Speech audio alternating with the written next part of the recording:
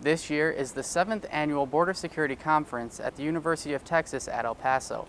However, it's the first time there's ever been an organized protest at the event. Fernando Garcia organizes dozens of silent protesters outside the conference. What we're asking is to include the issues of civil rights and human rights as a part of the security discussion. Garcia is the executive director of the Border Network for Human Rights, and he says conference organizers never invite community organizers to participate.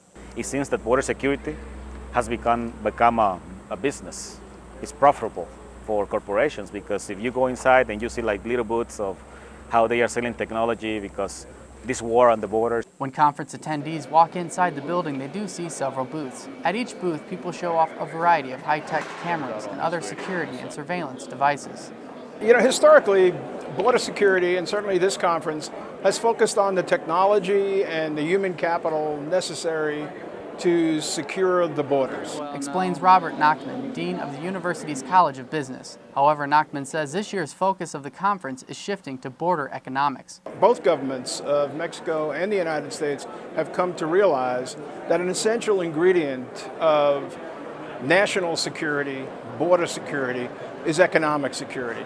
The university's Center for Inter-American and Border Studies Executive Director Richardo Blazquez says, in spite of the violence in Mexico, manufacturing on both sides of the border remains strong. In fact, based on some of the statistics you may read, we're the largest manufacturing base in North America, and we're going to continue to be that for a very, very long time.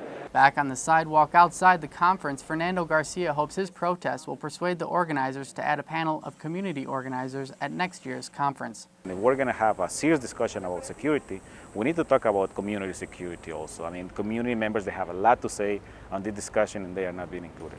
We contacted the University of Texas at El Paso, but they did not respond with an official comment as to why community organizers are not included at the conference. For KRWG, I'm Andersen.